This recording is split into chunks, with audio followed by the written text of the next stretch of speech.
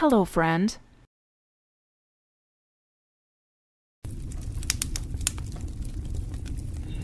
হ্যাঁ, আজকে আরো একবার এক্সপ্লোর করব আমাদের প্রিয় শহর কলকাতা।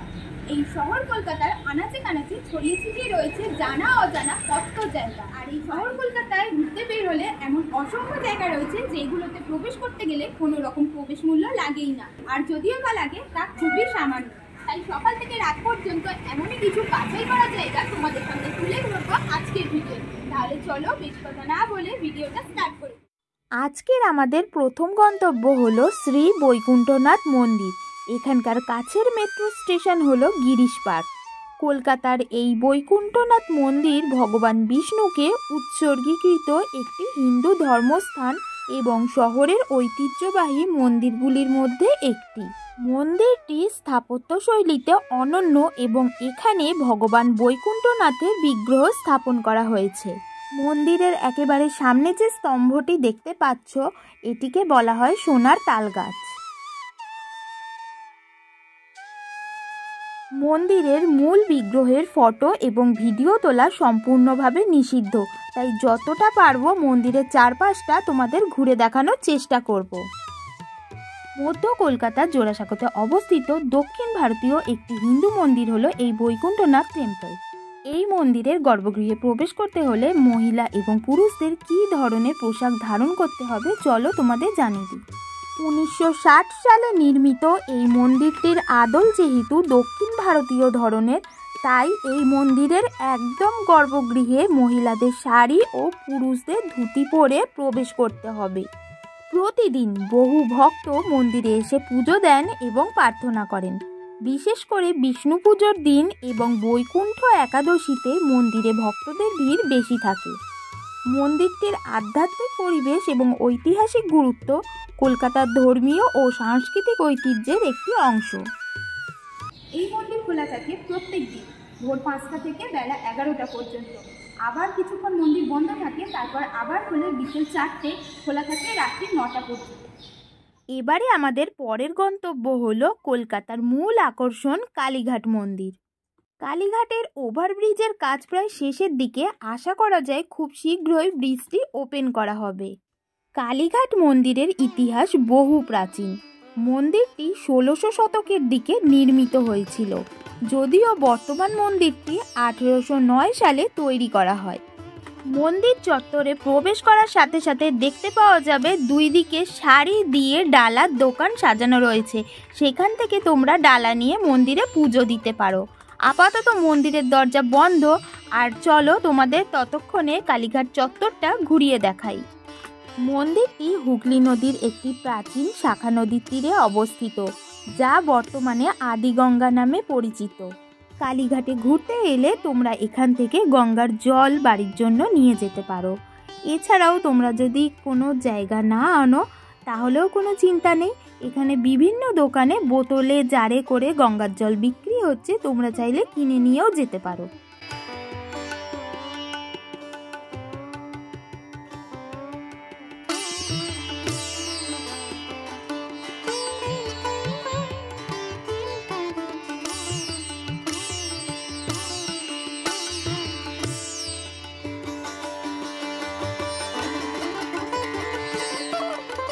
কালীঘাট মন্দির বাঙালির স্থাপত্য শৈলীর একটি অনন্য নিদর্শন।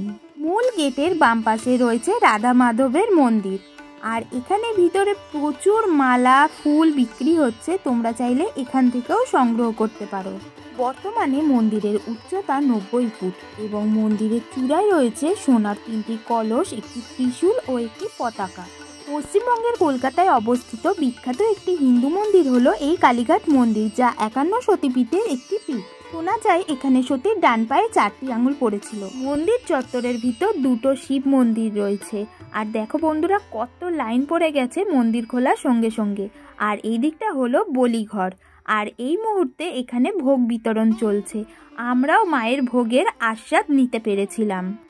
কেন্দ্রীয় মন্দিরে দেবী কালীর একটি কালো পাথরের মূর্তি রয়েছে। এখানে দেবীর 3টি চোখ, 4টি হাত এবং গলায় মানব কোরটির মালা রয়েছে।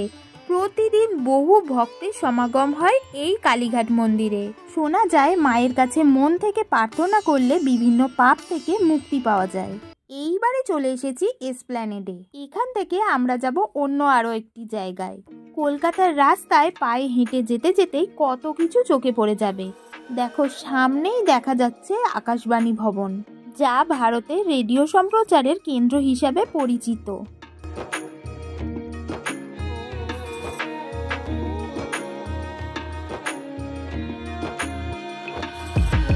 মেট্রো থেকে নেমে কিছুক্ষণের হাঁটা পথেই আমরা চলে এসেছি আমাদের পরের গন্তব্য ইডেন উদ্যানে। এন্ট্রি চার্টটা তোমাদের একবার দেখিয়ে দিলাম। ভিতরে প্রবেশ করতেই একটা ম্যাপ দেখতে পাবে এবং তোমরা নিজেরা ডিসাইড করবে তোমরা কোন দিকটায় আগে ঘুরবে। গার্ডেনের ভিতর লিস্টে দেখো প্রচুর জানা অজানা গাছের নাম দেওয়া আছে। ইডেন গার্ডেন স্টেডিয়ামের একদম পাশেই তৈরি করা হয়েছে ইডেন গার্ডেন্স পার্ক, যেটি প্রাকৃতিকভাবে খুবই সুন্দর। পার্কের ভিতরে বিভিন্ন ধরনের বিরল গাছপালা এবং বড় বড় গাছ রয়েছে।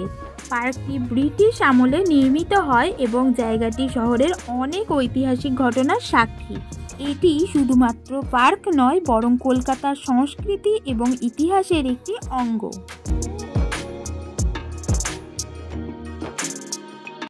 এই ইডেন গার্ডেন্স পার্কের মধ্যে তোমরা বাড়ির থেকে খাবার তৈরি করে এনে বন্ধু বান্ধবরা কিংবা ফ্যামিলি মেম্বার্স মিলে এখানে জমিয়ে পিকনিকও করতে পারো। এখানে দেখতে পাচ্ছি বিশাল বড় একটি গ্রাউন্ড আছে এবং দোলনা, স্লিপ, বিভিন্ন অ্যাক্টিভিটি রয়েছে। এখানে ছোট বাচ্চারা এলে ভীষণ মজা পাবে। এবারে চলে এসেছি এখানকার মূল অ্যাট্রাকশন পিস প্যাগোডার সামনে। এখানকার প্রাকৃতিক সৌন্দর্য এবং শান্ত নিরিবিলি পরিবেশ সবার মন জয় করে। এই ইডেন গার্ডেন্স পার্কে প্রবেশ করতে গেলে 5 বছরের ঊর্ধ্ব থেকে প্রত্যেকেরই মাথা পিছু দিতে হবে 20 টাকা করে। গরমকালে পার্কটি খোলা থাকে প্রতিদিন সকাল 9টা থেকে সন্ধ্যে 6টা পর্যন্ত, আর শীতকালে খোলা থাকে দুপুর 12:30 থেকে বিকেল 5টা পর্যন্ত। ইডেন গার্ডেন্স পার্কের ভেতরে বোটিংয়েরও সুব্যবস্থা রয়েছে। তোমরা চাইলে বোটিং করতেই পারো। সেক্ষেত্রে একজন চড়ো কিংবা 4 জন দিতে হবে কিন্তু সেই 80 টাকা। উদ্যানের ভিতর একটি অর্কিড হাউস এবং একটি ক্যাকটাস হাউস রয়েছে। অর্কিড হাউস বন্ধ থাকার দরুন আমরা ক্যাকটাস হাউস দেখতে চলে এসেছি। সত্যি কথা বলতে এখানে ঢুকে যা দেখলাম, ক্যাকটাস গাছগুলো খুবই অযত্নে এখানে বেড়ে উঠছে। তোমরা চাইলে এখান থেকে ক্যাকটাস গাছ, অর্কিড সমস্ত কিছুই বাড়ির জন্য কিনে নিয়ে যেতে পারো।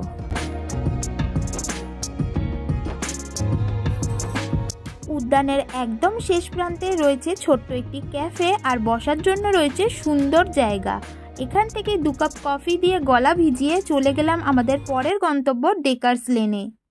ঘড়িতে বাজে এখন প্রায় 3:30, আর এখানকার একটা রেস্তোরাঁ থেকে আমরা লাঞ্চ সেরে নিলাম। এই গলিটির নামই হলো ডেকার্স লেন। এখানে বিভিন্ন ধরনের রেস্তোরাঁ, স্ট্রিট ফুডের ছোট বড় দোকান এবং অফিস রয়েছে, যা এলাকাটিকে ব্যস্ততম করে তুলেছে। এখানকার বেশ কিছু ফেমাস দোকান সম্বন্ধে তোমরা আগে থেকেই অবগত, তাই আর দোকানগুলোর নাম আমি এই ভিডিওতে বললাম না। এখানে প্রায় প্রত্যেকটি দোকানের খাবারই তোমরা খুবই রিজনেবল প্রাইসে কিনে খেতে পারো।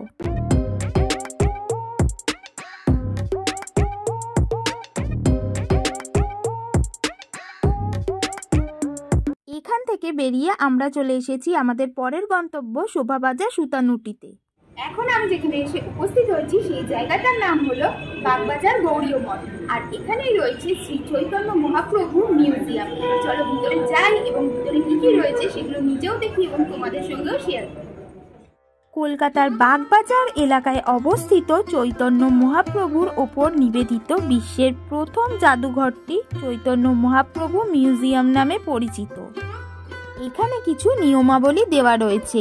মিউজিয়ামের প্রবেশ মূল্য 5 বছরের ঊর্ধ্ব থেকে মাথাপিছু 50 টাকা, আর 3D শো দেখলে আরও 30 টাকা এক্সট্রা পে করতে হবে।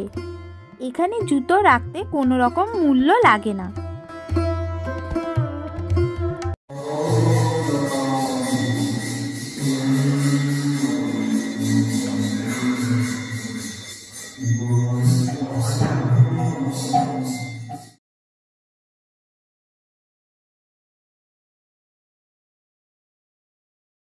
ভিতরে দু একটা দোকানও রয়েছে।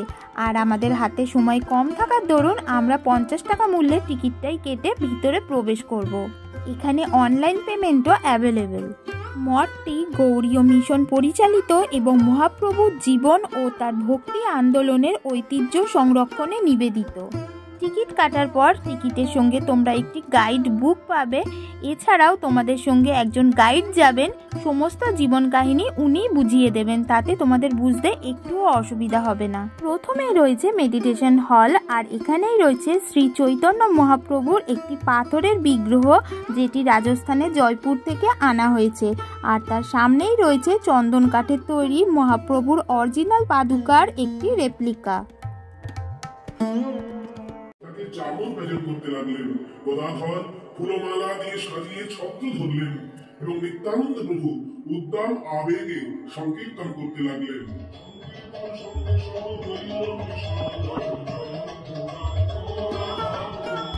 মিউজিয়ামের প্রতিটি ফ্লোরে মহাপ্রভুর জীবনের একটি নির্দিষ্ট পর্যায় প্রদর্শনী হিসেবে দেখানো হয়।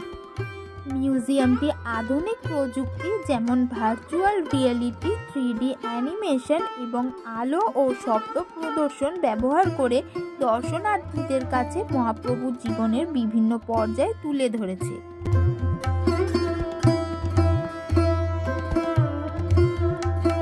ভিতরে রয়েছে ডিজিটাল প্যানোরামা, লাইব্রেরি ও আর্কাইভ, স্পেস থিয়েটার এবং ইন্টারঅ্যাক্টিভ প্রদর্শনী। চলো এক এক করে প্রতিটি কক্ষ তোমাদের ঘুরিয়ে দেখাই।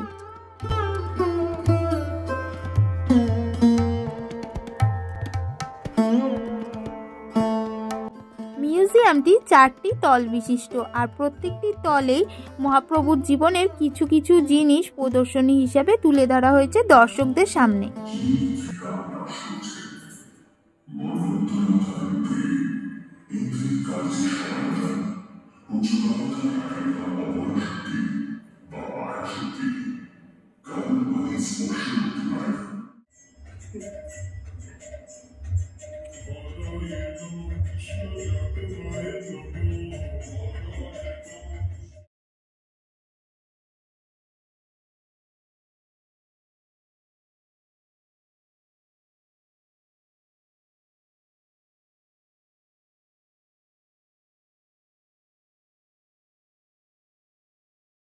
ভাবাবেশ যেখানে সর্বস্তিজিত করিতে জলপান, প্রভু জলবৃত্ত করে আগে হস্তে আইনা, কৃষ্ণ কহ বলি প্রভু জগৎ মিলে।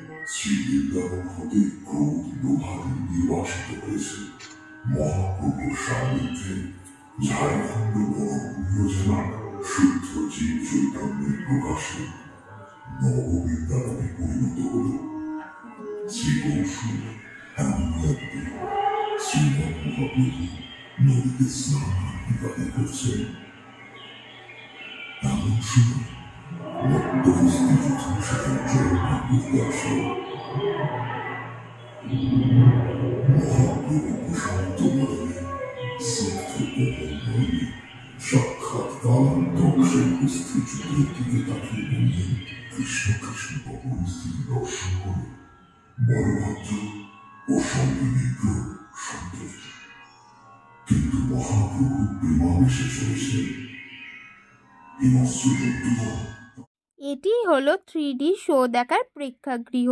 যারা 30 টাকায় এক্সট্রা টিকিট কাটবে তারা এই রুমে এসেই বসবে 3D শো দেখার জন্য।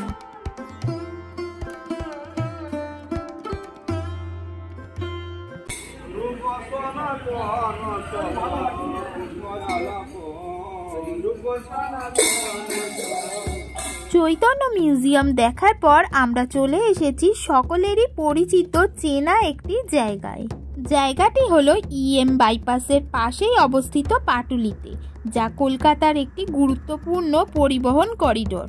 এখানকার সড়ক যোগাযোগ খুবই ভালো এবং শহরের বিভিন্ন অংশে যাওয়ার জন্য বাস, অটো এবং ট্যাক্সি সহজলভ্য। এখানকার নিয়ারেস্ট মেট্রো স্টেশন হলো শহীদ ক্ষুদিরাম। আগে এখানে একটি ফ্লোটিং মার্কেট ছিল, যেটি বর্তমানে মেনটেনেন্সের অভাবে প্রায় লুপ্ত হয়ে গেছে। শহর কলকাতার আরো একটি আকর্ষণীয় এবং সকলের প্রিয় জায়গা হলো পাটুলি। মোটামুটি সন্ধ্যেবেলার দিকে পাটুলি এলাকাটা জমজমাট হয়ে ওঠে, তাই আমরাও চলে এসেছি পাটুলি এক্সপ্লোর করতে। এখানে একটি ঝিল রয়েছে, আর আগে এখানে ঝিলের ওপরে নৌকা করে বাজার বসতো, যা দেখতে খুবই সুন্দর লাগতো। সেটিকেই বলা হতো ফ্লোটিং মার্কেট।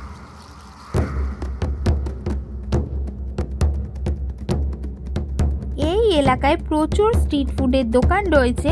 তোমরা চাইলে একটা বিকেলবেলা কিংবা সন্ধ্যেবেলায় প্রিয়জন, বন্ধুবান্ধব কিংবা ফ্যামিলি মেম্বার্সদের নিয়ে চলে আসতেই পারো পাটুলিতে আড্ডা দিতে।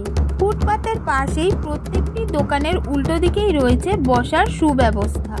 এলাকায় ঘুরতে ঘুরতে আমার এই কলকাতার ক্যানভাস নামক দোকানটা চোখে পড়লো। জিজ্ঞাসা করে জানতে পারলাম কলকাতার ওপরে বিভিন্ন ছবি অর্ডার দিয়ে আঁকিয়ে কিনে নিয়ে যেতে পারো এখান থেকে। ভিডিওর লেন্থ অনেক বড় হয়ে যাওয়ার দরুন এই কলকাতার ওপরে ভিডিওর পার্ট 2 আসছে খুব তাড়াতাড়ি। এখনের জন্য বাই বাই।